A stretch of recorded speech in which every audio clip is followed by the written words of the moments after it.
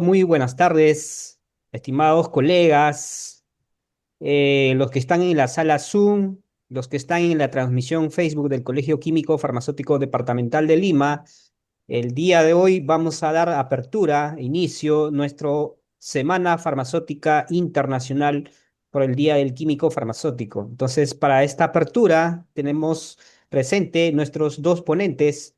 Vamos a dar pase a nuestro decano, al doctor Edwin Mendoza Calderón, para que da pequeñas palabras de inicio de nuestra semana farmacéutica. Adelante, doctor Edwin. Muchas gracias, doctor Marcial.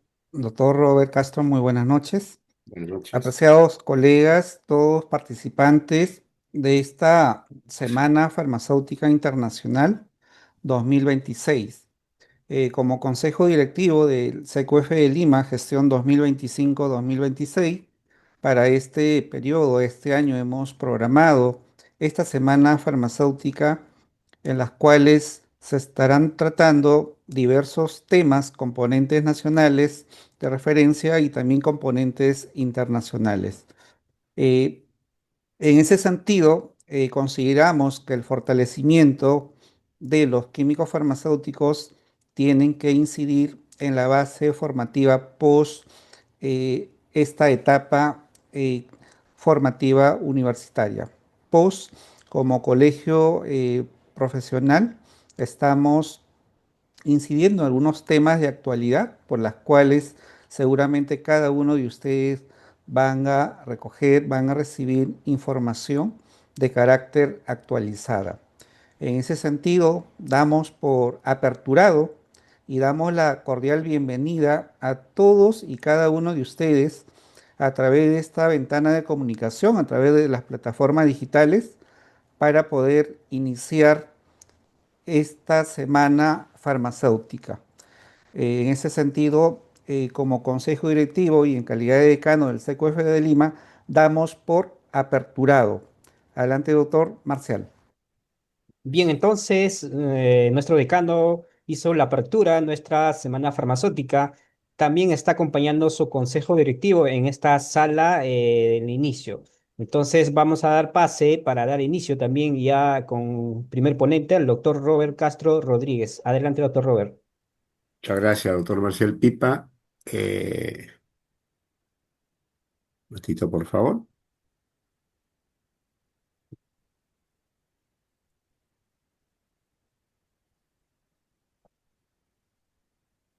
No sé si se observa ya mi diapositiva. Sí, sí visualizamos, doctor. ¿Podrías poner Ya. en pantalla completa la copita, por favor?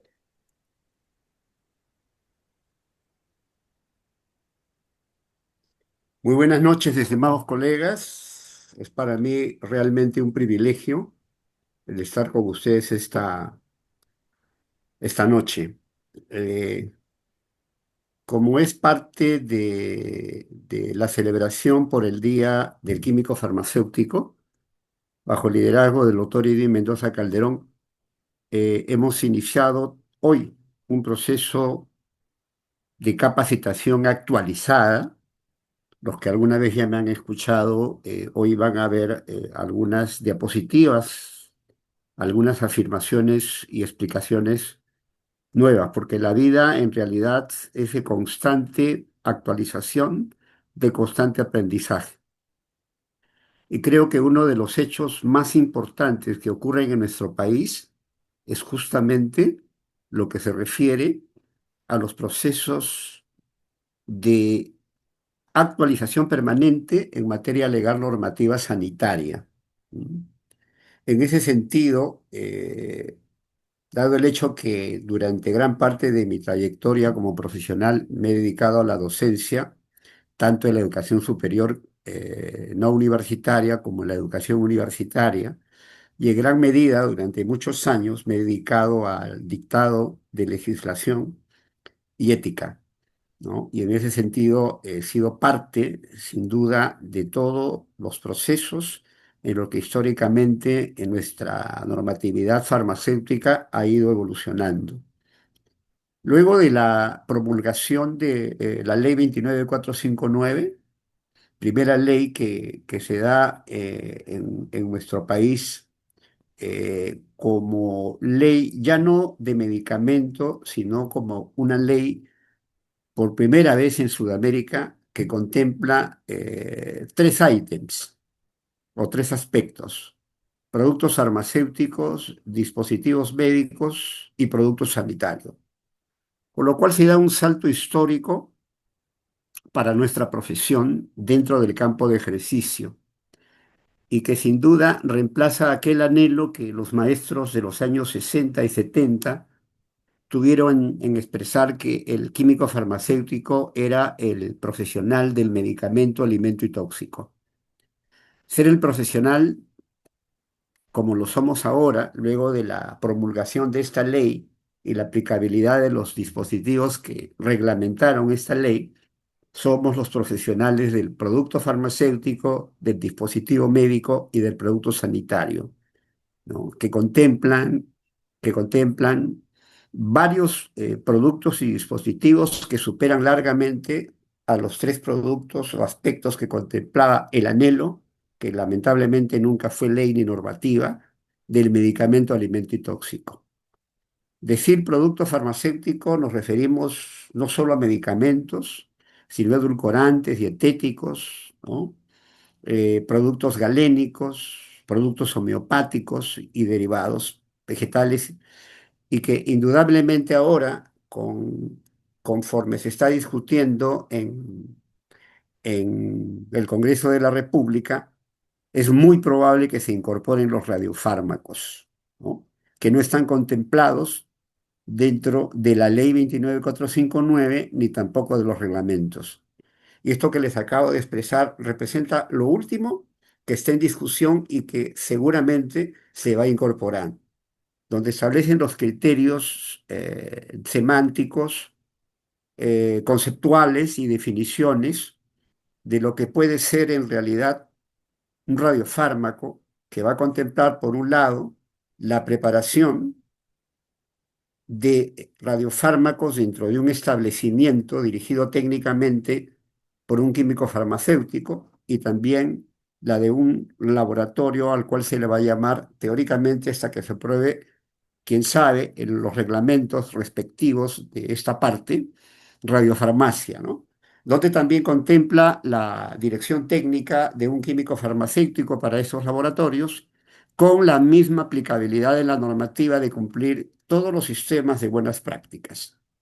¿Correcto? Y esta es una información que a lo mejor ya lo conocen la mayor parte de ustedes, pero es fundamental tener en cuenta que esto es lo que de alguna forma durante este año parece ser, eso tenemos mucha expectativa en el gremio, se va a dar por el impulso que están dando colegas que se dedican a este campo de ejercicio. Eh,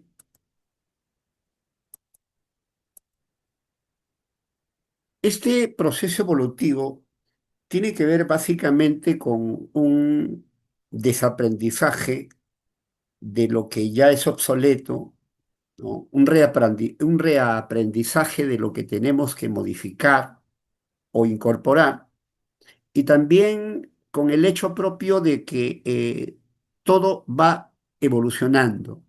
Felizmente nosotros tenemos la posibilidad como seres humanos, hasta el día en que dejemos de existir, tengamos la edad que tengamos, dos estructuras vitales que nos van a permitir permanentemente estar actualizados. Con una muy buena salud, el hipocampo, que lo tenemos todos, va a determinar siempre el reaprendizaje cognitivo, ¿no? Va a permitir la actualización cognitiva, y la amígdala nos va a permitir tener ese entusiasmo, ese optimismo tan necesario para darle esa emoción, ¿no? Esa posibilidad espiritual, energética, que se requiere para seguirnos actualizando hasta el último día en que dejemos de existir. Son estructuras básicas que evidentemente el hecho de que permanentemente estemos siempre en este sistema, observando, viendo e incrementando nuestras capacidades cognitivas, va a determinar una salud mental sumamente apropiada. para cada uno de nosotros. Bien, eh, uno de los aspectos que siempre conversaba con mis alumnos en la universidad, muchos de ellos hoy se dedican a hacer asesoramientos legales, lo cual de alguna manera me llena de orgullo y siempre estoy en permanente contacto con muchos de ellos, es que el diagrama jurídico para todo tipo de aprendizaje en materia legal y normativa tiene que ser objeto de un estudio. Así como cuando nosotros estudiamos química analítica orgánica funcional, tenemos antes que llevar química orgánica, química inorgánica, química analítica, tanto cualitativa como cuantitativa, para poder realmente ver todos los grupos funcionales que determinan el funcionamiento farmacológico, ¿no?, de las drogas de interés terapéutico, llamados actualmente IFA, ingredientes farmacéuticos activos.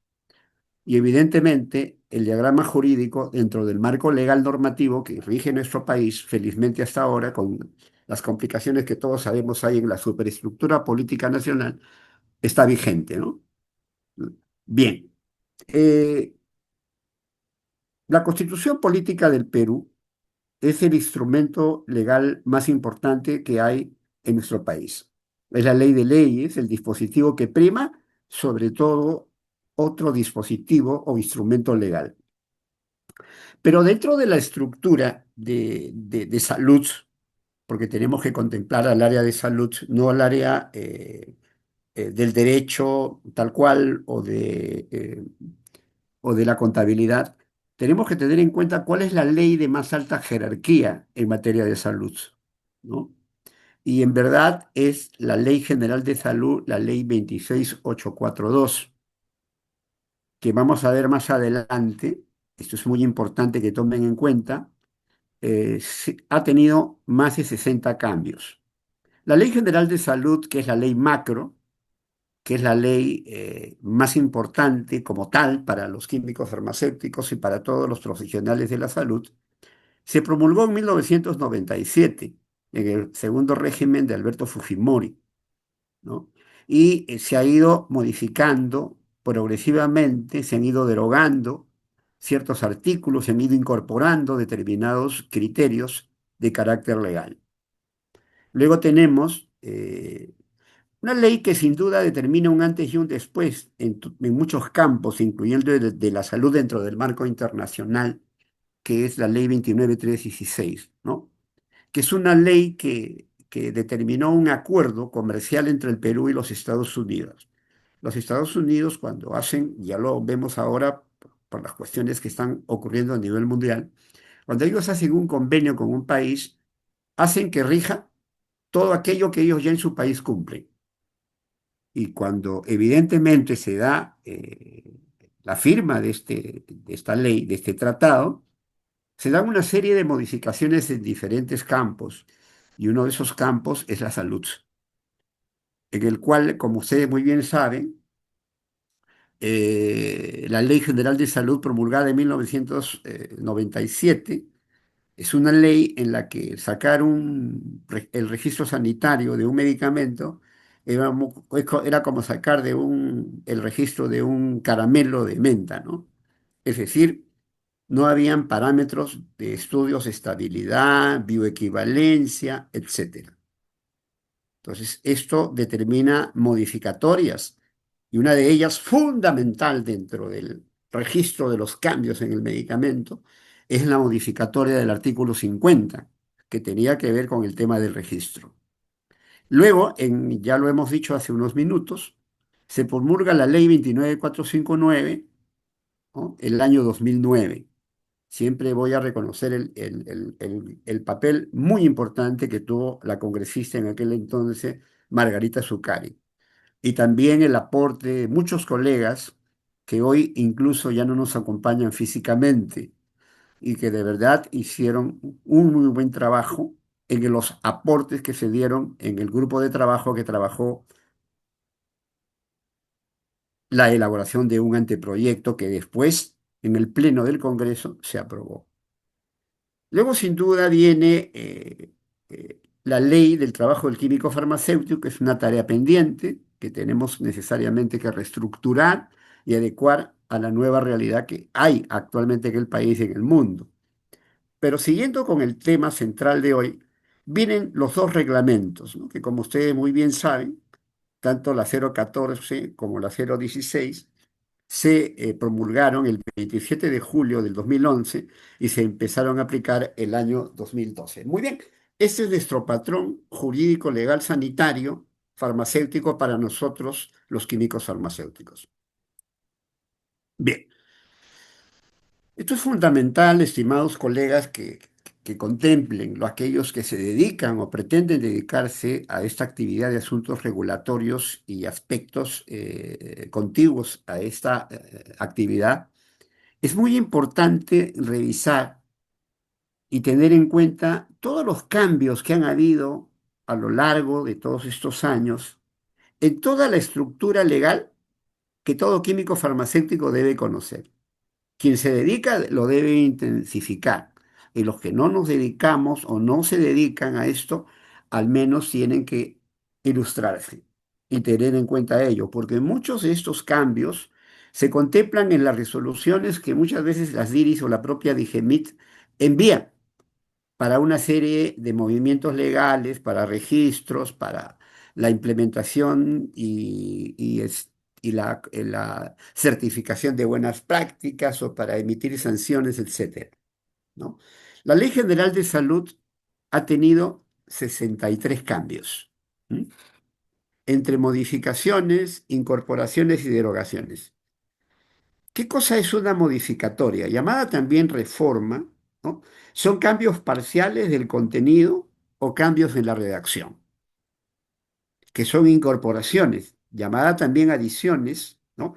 Añaden artículos, numerales, incisos, párrafos a una norma vigente, como veremos en el desarrollo de esta exposición que estoy haciendo con ustedes, que son derogaciones. Derogaciones se llaman también anulaciones, es la supresión de la vigencia de una norma jurídica y otra posterior, ¿no? Pueden haber derogaciones totales o parciales, ¿correcto? Entonces, son estos tres aspectos los que contemplan los cambios en toda la estructura de leyes y normativas que estoy aquí mostrándole a todos ustedes, ¿no? La Ley General de Salud, 63 cambios, la Ley 29459, 17 cambios, el Decreto Supremo 014-2011-CA, Reglamento de Establecimientos Farmacéuticos, tiene nada menos que 53 cambios. El Reglamento de Control y Vigilancia Sanitaria, Registro Sanitario, Decreto Supremo 016-2011-CA, tiene nada menos que 68 cambios. Esto, estimados colegas, es el tema macro aplicativo que debemos de tener todos para poder luego direccionarnos a todas las actividades que el químico farmacéutico debe realizar, sea en la farmacia, en las boticas, en las FARES, en los establecimientos de salud, en las droguerías, laboratorios, etcétera. Veamos. Acá, por ejemplo, vamos a ver un cambio que se hace. No vamos a ver todos, evidentemente el tiempo no nos alcanzaría. En 1 hora y media es muy corto el tiempo que podríamos hacer esto, pero para que haya un tema de ofertación y de motivación para todos sobre estos temas. El artículo 22 de la ley 26842 fue modificado el año 2002, ¿no? Si ustedes leen, porque está en Google todavía, la Ley General de Salud contempla el artículo 22 en donde no se muestra obstetricia, solo se muestra medicina, odontología y farmacia. Pero el 2002 se incorpora obstetricia, ¿correcto? Esto es una disposición que modifica e incorpora a obstetricia como tal, como estamos leyendo en este artículo. Luego, el artículo 23 de esta misma Ley General de Salud, y esto es muy importante tener en cuenta, ¿no? Es modificado por el artículo 1 de la Ley 29414, que se da el 2 de octubre del 2009, ¿no? en el que le otorga a los colegios profesionales, ¿no? Eh, eh, la jerarquía como ley general, como ley macro, ¿correcto? Y esto es muy importante tener en consideración, estimados colegas y amigos, y voy a retroceder un poquito. Cuando nosotros decimos Ley General de Salud, eso significa que esto está por encima de todos estos dispositivos legales. Y por encima de todas, escuchen, esto es muy importante, por encima de todas las instituciones que aplican estos dispositivos. Es decir,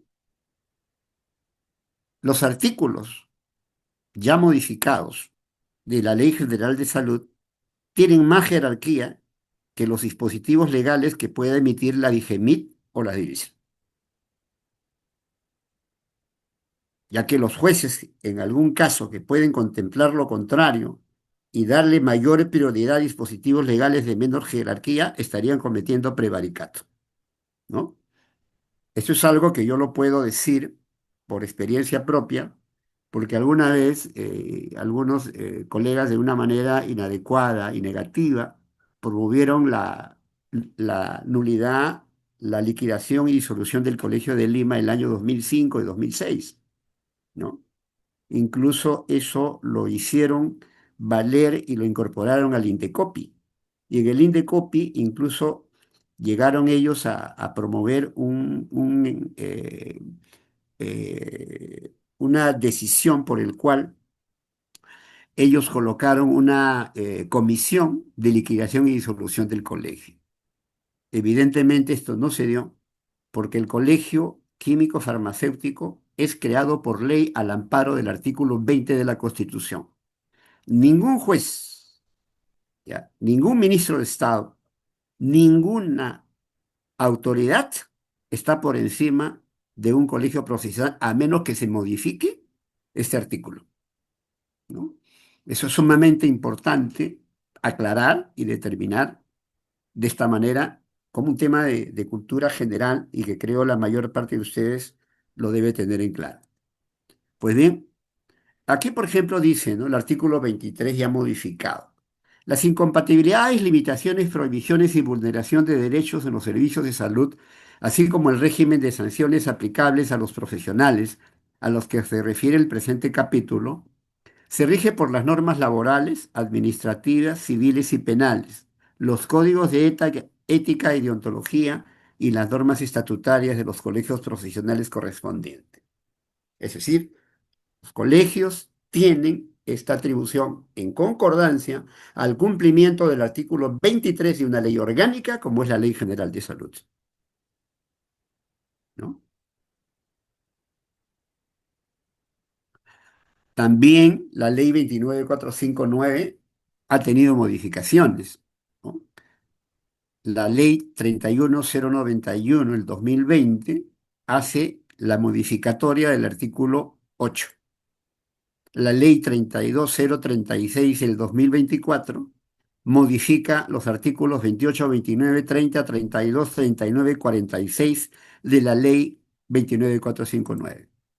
Bien, dicho eso hasta aquí, estableciendo en esta primera parte la jerarquía de leyes y normativas, es fundamental para todo químico farmacéutico el saber qué otras instituciones y cuál es el nivel en el que podrían actuar para hacer modificatorias o para cuestionar y luego establecer otro tipo de status quo en materia legal y normativa. Téngase en cuenta que todo tipo de modificatoria, incorporación y derogatoria es con la finalidad de permitir que todos nos adaptemos a las nuevas realidades, ¿correcto? Es por ello, por ejemplo, que el año 2011 también se modifica la Ley General de Salud incorporando el tema de la importancia que el Estado debe dar a la salud mental. Pero veamos acá, ¿qué es una barrera burocrática? Ustedes saben el papel que tiene el Indecopi. Indecopi tiene una sala llamada de eliminación de barreras burocráticas, ¿correcto? Una barrera burocrática es un requisito, exigencia o cobro impuesto por alguna entidad pública que dificulte el trámite o afecta su economía. Por ejemplo, prohibiciones, cobros excesivos o innecesarios y documentación complicada de obtener. El Indecopi es un organismo público autónomo, especializado del Estado peruano, responsable de atender asuntos administrativos relacionados con la competencia comercial y los derechos de autor en el país. Se creó en 1992. ¿Cuál es la relación que tiene el Indecopi con nuestra profesión y con la estructura farmacéutica peruana? Les voy a dar solamente dos ejemplos. Cuando se empezó a aplicar el Decreto Supremo 014-2011 CA, se empezó a exigir que los técnicos en farmacia deberían tener título para poder trabajar en una farmacia o botica, ¿no? Y colocaron incluso una multa al establecimiento si el técnico que estaba ahí presente trabajando carecía del título. Y esto evidentemente se dio aproximadamente durante varios años, aproximadamente hasta el año 2017. En 2018, el grupo Alvis, que creo ya no existe, manejaba una cadena de boticas llamadas Arcángel. Ellos presentaron a esta sala de eliminación de barreras burocráticas, ¿no?, un reclamo, en el cual ellos sostenían que la Ley General de Salud, que es una ley macro de más jerarquía, contemplaba tres posibilidades para el técnico en farmacia para poder trabajar en farmacias y boticas: título, certificación o autorización. Mientras el decreto supremo, como ustedes ven, 014, de menor jerarquía que la Ley General de Salud, como ustedes ven, de menor jerarquía que la Ley General de Salud, contemplaba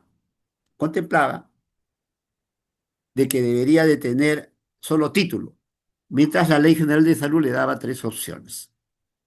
El Indecopi, luego de un proceso largo, que duró casi medio año, sacó una resolución por el cual dejaba sin efecto lo que exigía el artículo 43 de este dispositivo legal.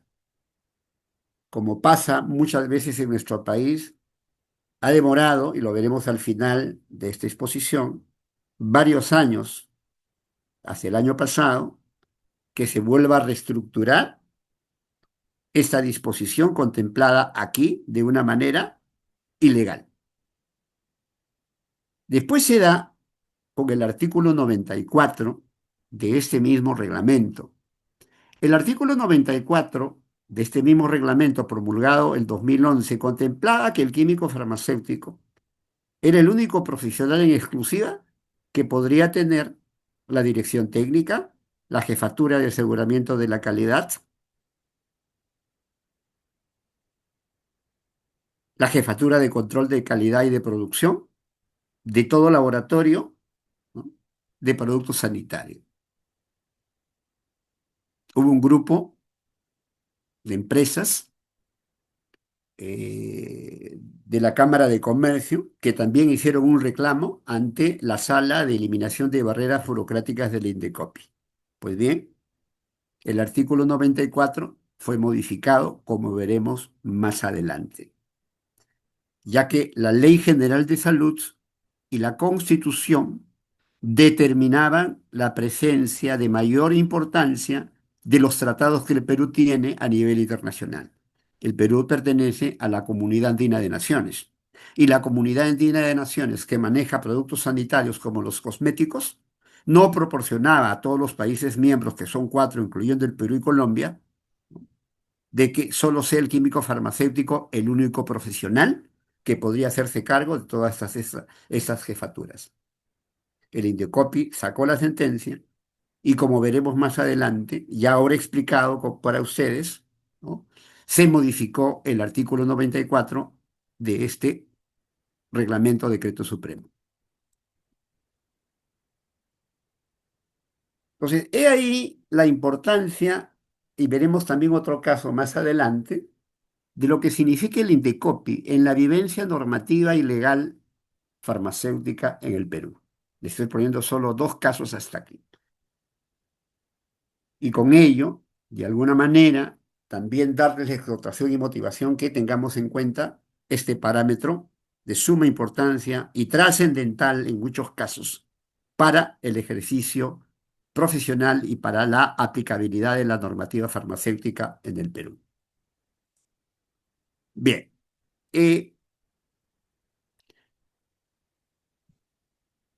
un poco por reafirmar para con ustedes,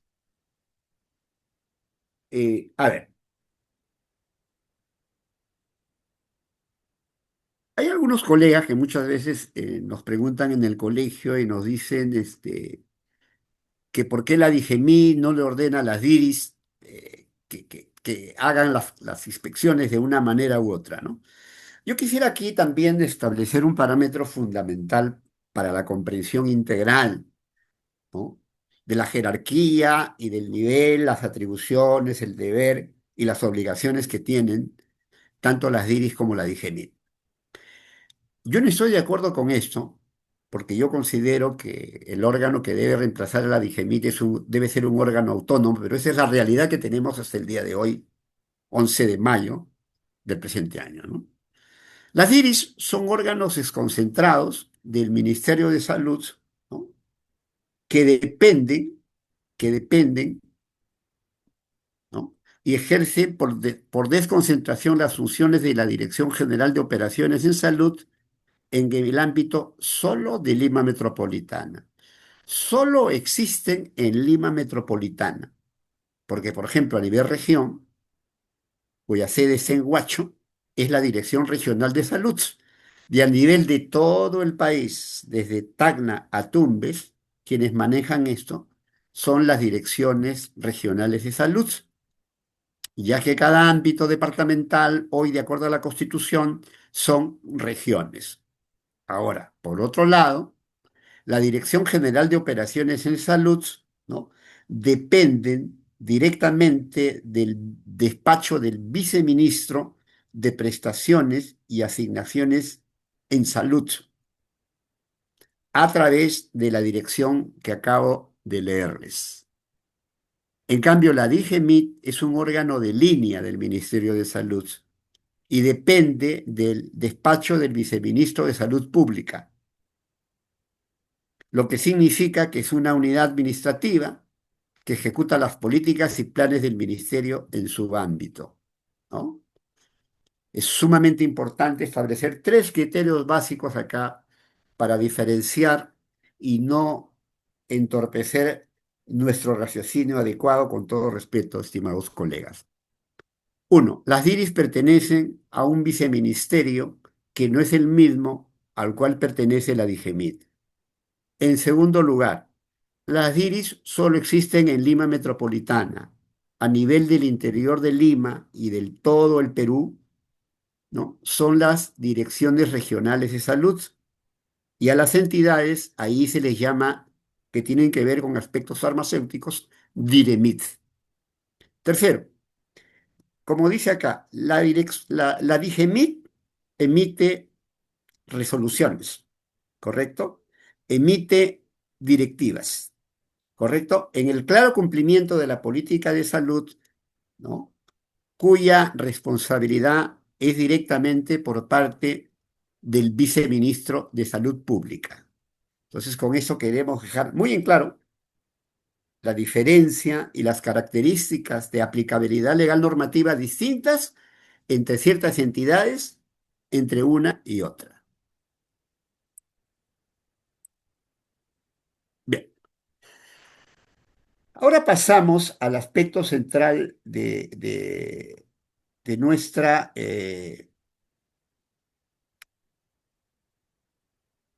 exposición de esta noche. el Decreto Supremo 008-2025 SA.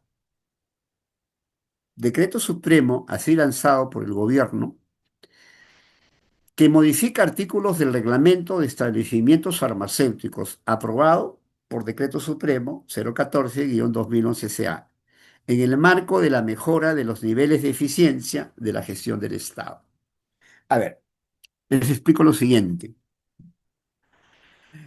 Yo creo que este dispositivo legal contempla y reúne todas las modificaciones que que se han ido dando durante los últimos tiempos. Y me parece importante ver que evidentemente en algunos aspectos la aplicabilidad de este dispositivo genera un tema de eficiencia y también de facilidad para el administrado, ¿correcto? En esa medida me parece esencial que en todas las universidades y que todos los colegas que recién egresan sobre todo tengan que hacer una evaluación y un estudio sumamente exhaustivo sobre este dispositivo, ¿no? Aún falta todavía otro dispositivo fundamental, que es el dispositivo que tiene que ver con la eliminación de productos y dispositivos de los establecimientos de dispensación, que aún no es ni en anteproyecto ni en proyecto como tal de aplicabilidad por parte de la DIGEMIT, que sí tiene, como hemos dicho acá, esa responsabilidad, ¿correcto? Y que no la tienen las IRIS. En ese sentido, es sumamente importante direccionar las cosas como debe ser, correctamente dentro del marco legal normativo. Bien, esta norma, y miren cuántos artículos modifican. Se modifican 11 artículos. Se modifican 11 artículos, que los vamos a hacer de alguna manera explicados en las siguientes diapositivas. Bien. Sobre cierre temporales y definitivos de los establecimientos farmacéuticos. Artículo 23. En cuanto a la comunicación del cierre, es igual. En cuanto a la declaración del cierre definitivo, tampoco hay cambios. En cuanto a la verificación de sustancias controladas, tampoco hay cambios. En cuanto al plazo del cierre temporal, tampoco hay cambios. Pero observamos que en el aspecto relacionado al cierre temporal por medida de seguridad, en la versión normativa anterior no se menciona, pero en la versión de este dispositivo que estamos examinando esta noche, se introduce el cierre temporal por medida de seguridad, ¿no? Con un plazo de 12 meses. Si no se solicita el levantamiento de la medida, se dispone el cierre definitivo. Varias veces me han hecho esta pregunta y yo siempre les explico y luego abunden en examinar el Decreto Supremo 008-2025 promulgado en junio del año pasado, ¿no? Luego viene el cumplimiento de las buenas prácticas de almacenamiento, es igual, cierre definitivo por cambio de ubicación también. Aquí, veamos ahora el artículo 94. Les decía hace unos minutos lo siguiente.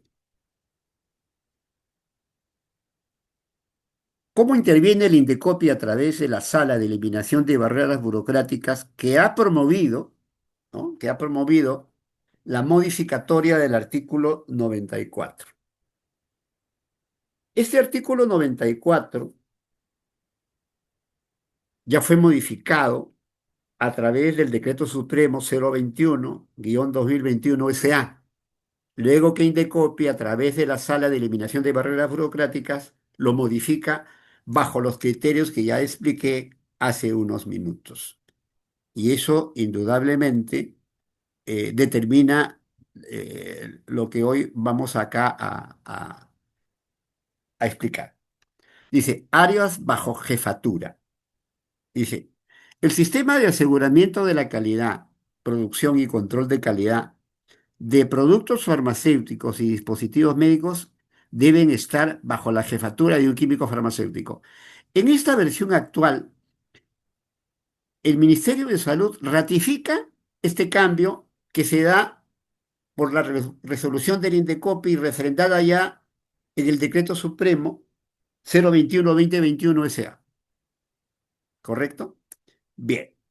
Aquí también queda sin cambios, ratificando lo anterior ya expresado sobre los equipos biomédicos. Pero acá, en laboratorios de productos sanitarios, ¿no? Se añade que las jefaturas de aseguramiento de la calidad, producción y control de calidad añade a los laboratorios de gases medicinales, que también deben cumplir con los mismos requisitos de jefatura. Aquí se añade, repito, los laboratorios de gases medicinales. Y también acá hay una modificatoria en cuanto a los laboratorios de acondicionado, reacondicionado y fraccionamiento, ¿no? Esto es nuevo, los laboratorios dedicados exclusivamente al acondicionado, reacondicionado o fraccionamiento de productos farmacéuticos, dispositivos médicos o productos sanitarios pueden operar bajo las jefaturas de aseguramiento de la calidad y producción. En este caso, la responsabilidad de la jefatura de control de calidad son asumidas por la jefatura de aseguramiento de la calidad, ¿no? Aquí determina la dualidad de jefatura de un profesional, ¿no? Para ambas responsabilidades. Bien, acá vamos con el artículo 110 sobre la certificación de buenas prácticas, ¿no? En cuanto a la certificación de buenas prácticas, ¿correcto? En la versión anterior contempla la certificación de todas las buenas prácticas de manufactura, laboratorio, almacenamiento, distribución y transporte, farmacovigilancia, dispensación y seguimiento farmacoterapéutico. Pero se añade, escuchen, esto es muy importante, que la certificación de farmacovigilancia es voluntaria para establecimientos que no sean titulares de registro sanitario. Luego, la certificación para productos sanitarios es tal cual. La recertificación, ¿no? Debe ser solicitada 90 días antes de su vencimiento en la versión anterior, pero en la versión actual, y esto es lo que se debe aplicar, no se menciona el proceso de recertificación para estos casos. ¿Correcto? Bien.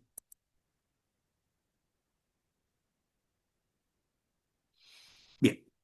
En el artículo 123, 124 y 125, la vigencia del certificado de buenas prácticas de farmacovigilancia es de 3 años. ¿Correcto? Dice la versión anterior, pero en esta versión, que genera una mayor facilidad para el administrado, la vigencia del certificado de buenas prácticas de farmacovigilancia es indeterminada. Después el procedimiento de certificación de buenas prácticas de farmacovigilancia es igual, no se ha variado, y les dan un plazo máximo, tal cual anteriormente, de 45 días.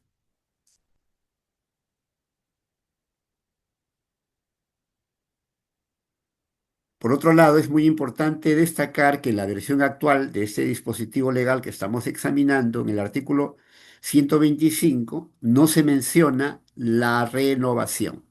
No se menciona la renovación. Y recuerden, aquello que no se contempla como tal no es obligación del administrado el hacerlo a criterio del inspector. Es muy importante este tema del criterio del inspector. No sé si ustedes estuvieron viendo y escuchando hace cosa de unos meses atrás, se dio un interesante debate en la Comisión de Salud sobre el tema de intercambiabilidad. los que de alguna manera participamos de la elaboración del anteproyecto de la ley 29459 y también estuvimos formando parte de los grupos que discutimos, examinamos los reglamentos, se contemplaban determinados criterios para el tema de fármaco de intercambiabilidad. Ustedes saben que el año 2018 se emite el reglamento de intercambiabilidad. Pero lo que ha ocurrido los siguientes años, y se dijo allí en esa reunión que estoy dando cuenta, se dijo por parte de los protagonistas, incluso estuvo el exdirector de la DIGEMIT, Víctor Dongo Segarra, quien estuvo varios años en DIGEMIT, y otras personas más, hicieron un cuestionamiento muy respetuoso en el que muchas veces los inspectores empleaban un criterio que no estaba dentro de la normativa y que no estaba dentro de las exigencias contempladas para intercambiabilidad. Yo soy un convencido que cuanto más conozcamos sobre estas cuestiones, vamos en realidad a confrontar de una manera equilibrada, proactiva y respetuosa con los inspectores a veces que quieren emplear un criterio que está por encima de la norma. Eh, a mí me, a mí me decían hace poco más de un año que habían algunos colegas que hacían inspecciones en la región de Lima y que habían exigido de que debería de estar obligatoriamente para una inspección el director técnico y el representante legal. Y que el inspector decía que eso era lo correcto. Pero cuidado, como veremos más adelante, la norma no contempla eso.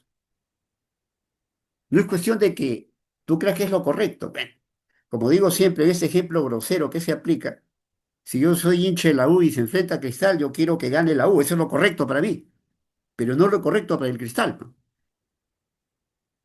Del mismo modo, podemos dar muchos ejemplos. Es bueno para alguien vender un producto y ponerle sobreprecio más allá de lo que contemplan los criterios equilibrados de compra y venta, pero no es para el que lo adquiere. En consecuencia, en materia sanitaria, no es cuestión de criterio, es cuestión simplemente de la interpretación adecuada, oportuna y precisa de la normativa. Pero para eso hay que conocerla, ¿no? Y esto debe ser de manera permanente. Yo mismo, estimados colegas y amigos, con humildad les digo que yo desarrollo estas actividades y cada vez que me toca nuevamente hacer alguna actividad de este tipo, yo vuelvo a leer, vuelvo a examinar, ¿no? Y encuentro que efectivamente hay hechos nuevos, como el caso que les dije al comienzo sobre los radiofármacos, que es de ahora nomás, qué es lo que viene ocurriendo, ¿no? De manera que esta actividad es importante para todos los colegas que recién empiezan, sobre todo, y para los que están egresando, ¿no? Es por ello que con el doctor Edwin hemos recorrido varias municipalidades descentralizadamente para capacitar a los colegas y hemos ido también a las universidades, ¿no? Sin ningún cobro, sin ningún tipo digamos, de estipendio, ¿no? Con la única retribución que buscamos es que la profesión y los colegas tengan una mayor capacidad, tengan un mayor aprendizaje y estén mejor preparados. Esa es nuestra verdadera intención. Doctor Pipa, ¿continúo o hay unos minutos de pausa aquí? Lo escucho. Doctor, sí, continúa nomás, doctor. Una vez que termina, ya entra Ya, al hasta ponente el la hora doctor señalada Edwin. que quedamos, doctor Pipa, ¿no? Sí, continuamos Ya, nomás, doctor. Cuando terminas, correcto, continúa doctor el Pipa, doctor muy Edwin amable. ya. Gracias. Bien,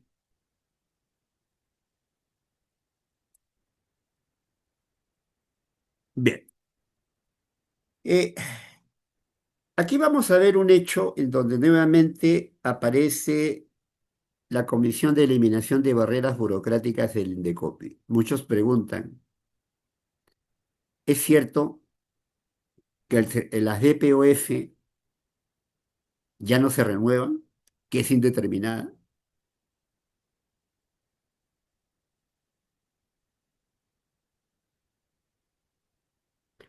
Y efectivamente, esto es muy importante señalar. A ver, nuevamente nos vamos a remitir acá. Esto es básico. Aquí está el diagrama jurídico en jerarquía de importancia. Aquí estoy colocando simplemente de manera estructural para direccionar con lo que hoy estamos tratando, Decreto Supremo 08-2025 SA, relacionado a este decreto supremo. Pues bien, ustedes saben que entre el año 2022 y 2024 se emitieron dos resoluciones ministeriales, la 554 y la 810, ¿no?, que determinaran la obligatoriedad, repito, la obligatoriedad del cumplimiento de las DPOS, ¿no?, pero también de su renovación. Ocurre que un grupo de farmacias, de colegas y de boticas siguieron el camino que expresé hace poco más de 40 minutos. Presentaron un expediente de reclamo ante la Sala de Eliminación de Barreras Burocráticas. ¿Por qué? Porque esta renovación de las DPOF estaban contempladas en resoluciones ministeriales que, como ustedes pueden ver, están por debajo de los decretos supremos. Repito, que estas resoluciones ministeriales, la 554 y la 810, determinaban esta obligatoriedad, pero estas RM, resoluciones ministeriales, estaban debajo de los decretos supremos, de menor jerarquía. Recuerden que los decretos supremos son firmados por el presidente en ejercicio y el ministro de Salud en ejercicio, mientras las resoluciones ministeriales son jerarquía, como su mismo nombre lo indica, del ministro del sector. Pues bien, este expediente fue recepcionado por esta sala, quien declara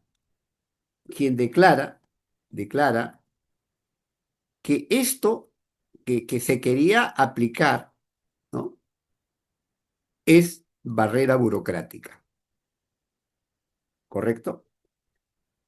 Ya que el artículo 127 del Decreto Supremo 014-2011 CA, ¿no?, determina que se tiene que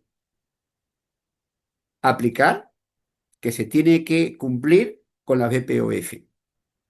Pero eso no significa y no lo contempla ni la Ley General de Salud ni la Ley 29459 de que sea renovable. Y evidentemente, al haber disposiciones legales y normativas de mayor jerarquía, evidentemente el Indecopi determinó, ¿no?, determinó que se anule esta exigencia. Y este dispositivo legal que hoy estamos interpretando y explicando lo contempló así. Porque la versión anterior, de acuerdo a los dispositivos que acabo de nombrar, 2022-2024, decía para el artículo 127, vigencia de la certificación de buenas prácticas y oficina farmacéutica, BPOF. La vigencia del certificado de buenas prácticas y oficina farmacéutica es de 3 años. En el caso de farmacias boticas y farmacias de los establecimientos de salud que inician actividades por primera vez, se les otorga un certificado por 6 meses de vigencia. Aquí, Indecopi entra a tallar. Le dicen, señores del Ministerio de Salud, ustedes están equivocados. Los han asesorado mal, o quienes de alguna manera redactan estas disposiciones no han considerado que una resolución ministerial no puede superar a un decreto supremo no puede superar a una ley y menos a una ley orgánica. Por lo tanto, no es que nos parezca correcto o incorrecto, sino que legalmente no se puede exigir lo que la legislación no contempla. Se acabó. Por eso que la versión de junio del año pasado contempla que la vigencia del certificado de buenas prácticas de oficina farmacéutica es indeterminada. Pero eso no significa, estimados colegas y amigos, que no se cumpla, ya que en concordancia con el artículo 22 de la Ley 29459 se debe cumplir.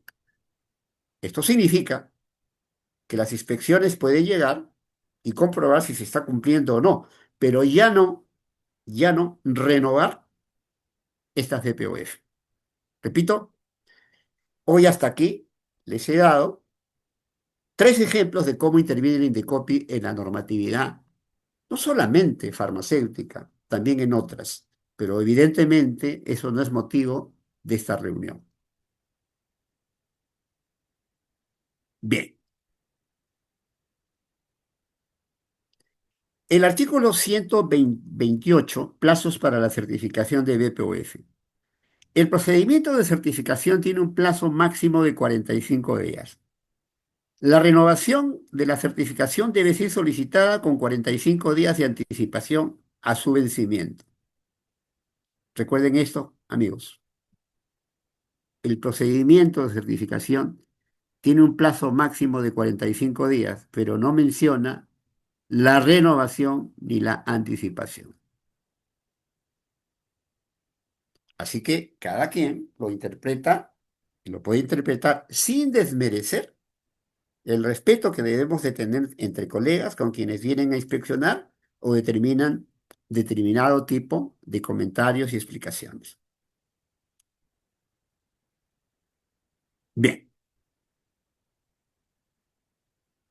el artículo 129, requisito de la certificación o renovación de certificación de buenas prácticas de oficina farmacéutica. La anterior sostenía para la certificación y renovación se presenta una solicitud con carácter de declaración jurada. La versión actual, para la certificación de las DPOF, se presenta una solicitud con carácter de declaración jurada, pero no se menciona la renovación.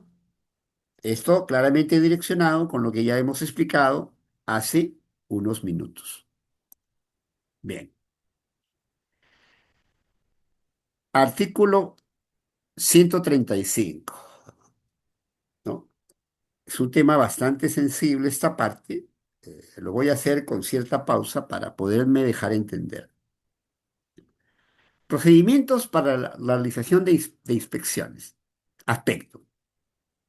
He tenido el criterio de cada artículo establecerlo en aspectos en la medida de poderme dejar entender, estimados amigos y colegas. La versión anterior decía, los inspectores realizan la inspección con la presencia del representante legal del establecimiento, el director técnico, o en su defecto, con la presencia que se encuentre de la persona que se encuentra en el establecimiento, que dice la versión actual.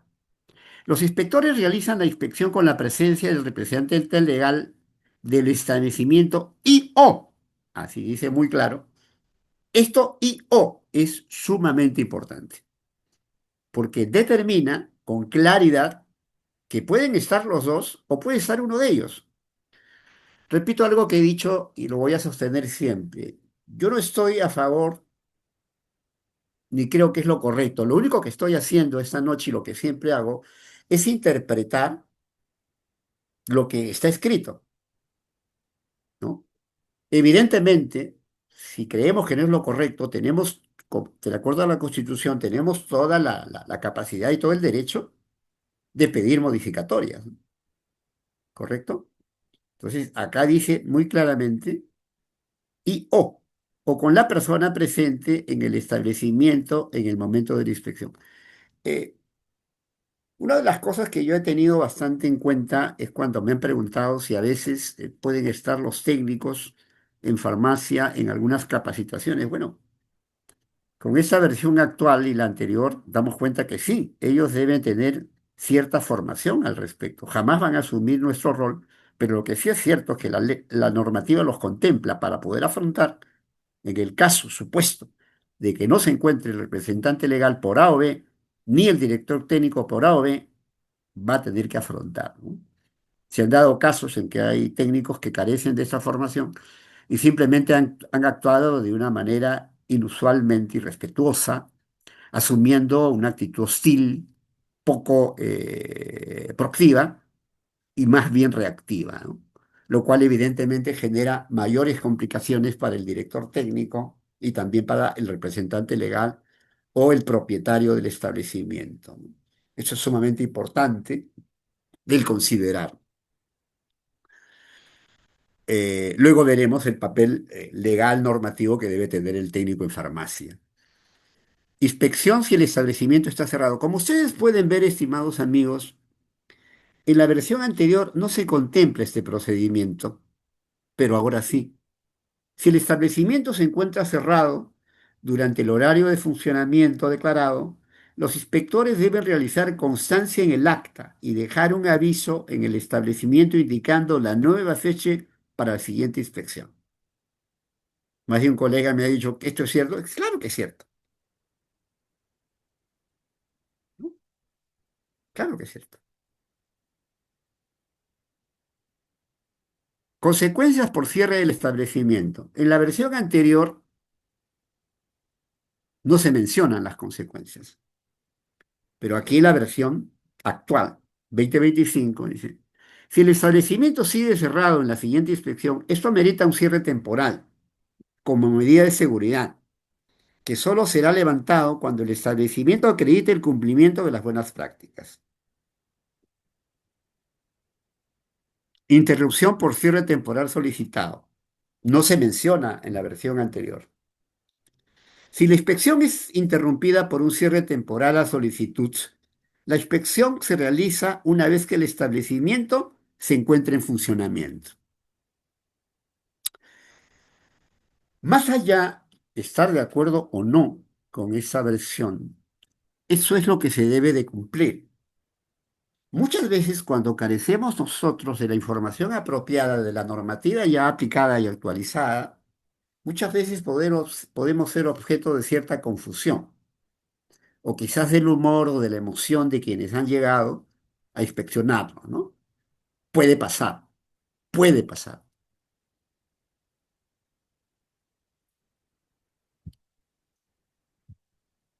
Facilidades para la inspección. Descripción de la obligación del responsable.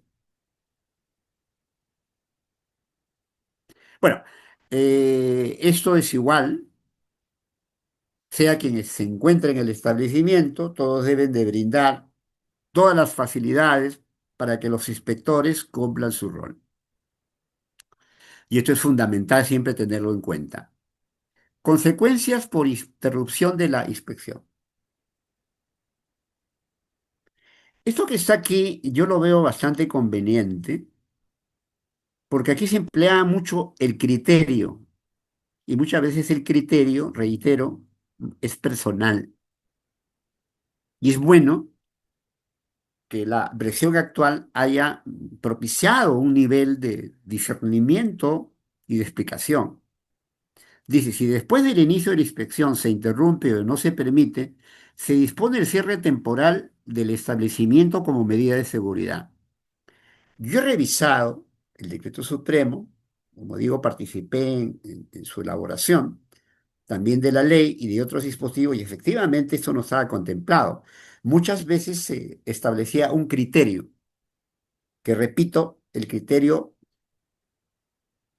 es muy personal, es muy personal. Y es mejor que se describa qué es lo que debe hacerse. Levantamiento de la medida de seguridad. El cierre temporal será levantado cuando el establecimiento solicite continuar o permitir el acto inspectivo. Yo creo que esto tiene que ser interpretado como un derecho por parte del administrado, quien cuando se encuentre en realidad en capacidad de poder afrontar lo que tiene que afrontar, lo haga, en la medida de que todo se establezca en un nivel de funcionamiento dentro de lo que se requiere en un tema tan delicado como es la dispensación y la atención a los pacientes. Excepción a la medida de seguridad. Tampoco se menciona en las versiones anteriores. Se eximen de la medida de seguridad aquellas situaciones originadas por caso fortuito o fuerza mayor.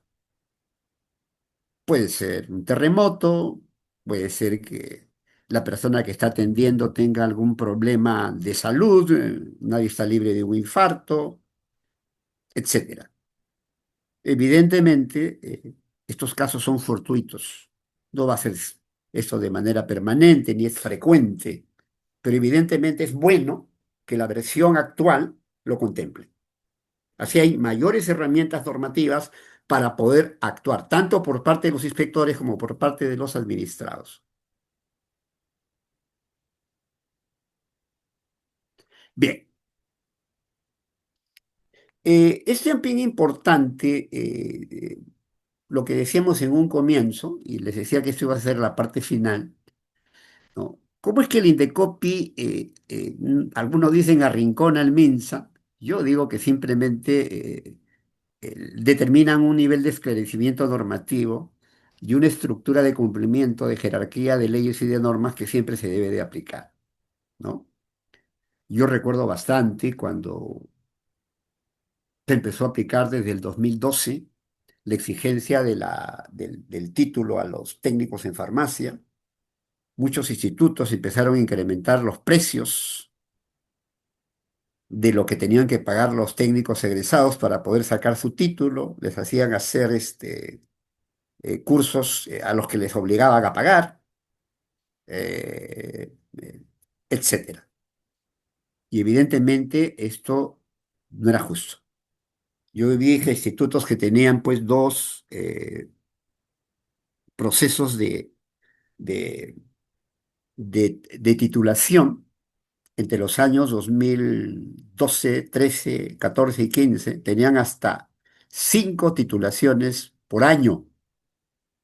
Y había muchos jóvenes que habían estado ya trabajando, incluso con solamente haber terminado su carrera de técnicos y que tuvieron que regresar para poder obtener su título. Y esto indudablemente no era justo. Yo creo que en ese sentido, la autoridad de salud, no sé si echarle la culpa a las vicisitudes y desavenencias políticas que hay en el Perú, pero entre el 2018 y el 2025 demoraron mucho tiempo en adecuar el artículo 43 del Reglamento de Establecimientos Farmacéuticos. Pues bien, el artículo 43, el personal técnico en farmacia que labora en las farmacias, boticas, está impedido de realizar actos correspondientes a la dispensación de productos farmacéuticos de venta bajo receta médica o de ofrecer al usuario alternativas al medicamento prescrito, bajo responsabilidad del director técnico y del propietario del establecimiento. El personal técnico en farmacia que labora en las farmacias y boticas debe contar con título o certificado de estudio. Con lo cual, con lo cual, el artículo 43 de este reglamento se adecúa a lo que la Ley General de Salud establece. Aquí también se cumple de que el Ministerio de Salud aprobó un reglamento en el que empleaban un criterio. Nuevamente, vuelvo a reiterar, un criterio es personal, pero acá hay jerarquía de leyes y de normas que se tienen que cumplir. Si una ley de más alta jerarquía, que es la Ley General de Salud, determina que hay varias opciones para que un técnico en farmacia trabaje, ¿por qué solamente haber escogido una, la del título? Aquí, Indecopi, a través de la Sala de Eliminación de Barreras Burocráticas, le enmienda la plana al Ministerio de Salud y le dice, ¿sabes qué? Contempla lo que te dice tu ley general. de Salud, la 26842, que puede ser con título o certificado de estudios culminados. Suficiente. Y todos los que me están escuchando y son técnicos saben perfectamente de que entre un título y un certificado no hay punto de comparación en cuanto a trámite y costo. Y no es cuestión, repito, de que se esté haciendo una ganga o se esté haciendo un criterio. No, se está respetando claramente la jerarquía de leyes y normas. ¿Ok? Ahora, esto también motiva la modificatoria del artículo 2. Dice, por infracciones y sanciones a los establecimientos farmacéuticos y no farmacéuticos del reglamento.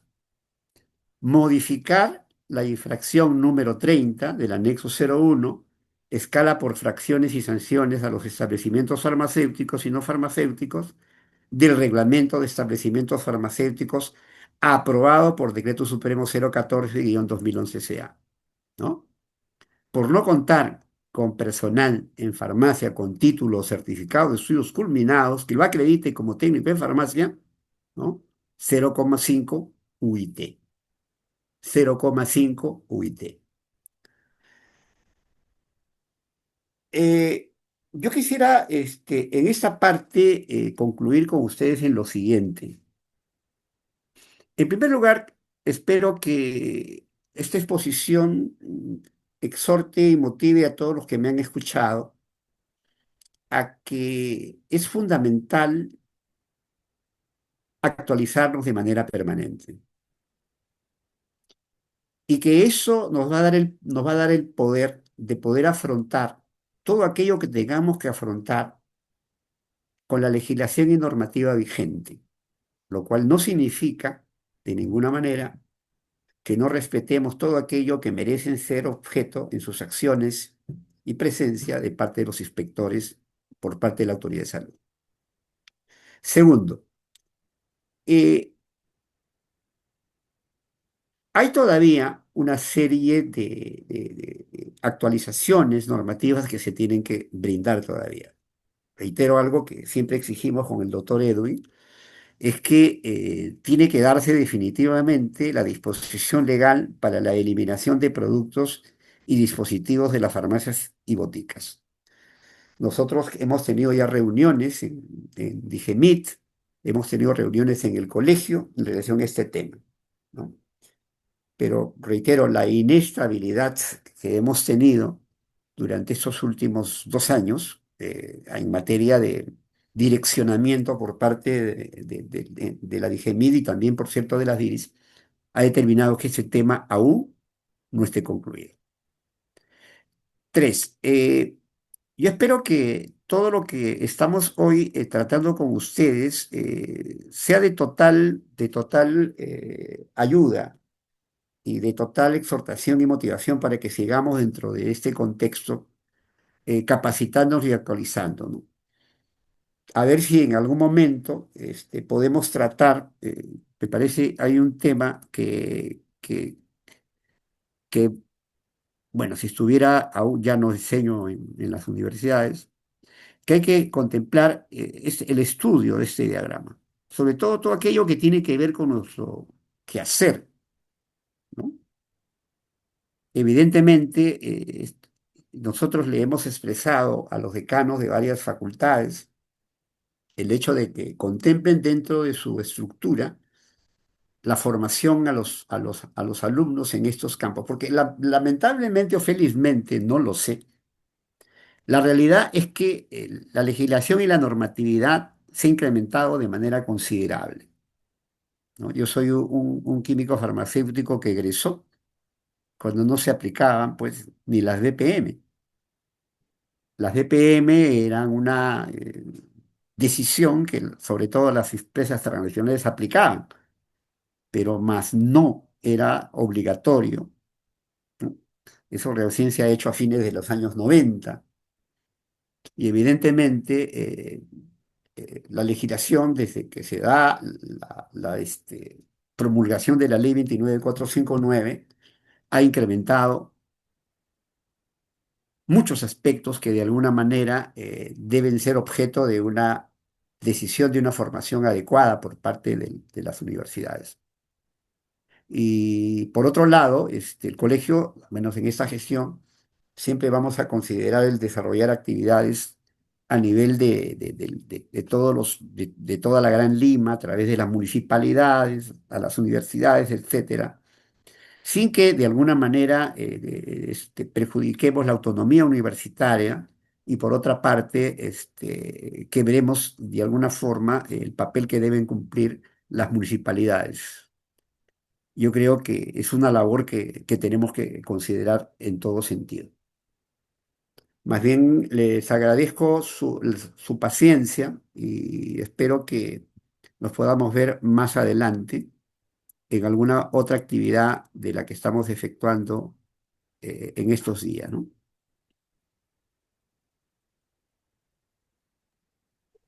Bien, entonces, la primera parte, el doctor Robert Castro ha desarrollado un tema muy importante sobre el análisis e interpretación del decreto supremo 008/2025, ¿no? Importante este tema. Y también, como dijo, tenemos que trabajar conjuntamente, ¿no? Bien, doctor, ha sido muy importante que haya compartido sobre este tema con los colegas en este inicio de nuestra Semana Farmacéutica Internacional, como conmemorando el Día del Químico Farmacéutico, ¿no? Entonces, bueno, doctor, con usted ya nos vemos. Pasamos con el siguiente ponente, doctor Robert. Ya, muchísimas gracias, estimados colegas y amigos. Gracias, doctor Marcial Pipa. Muy buenas noches con todos, ¿ah? Buenas Felicidades. noches.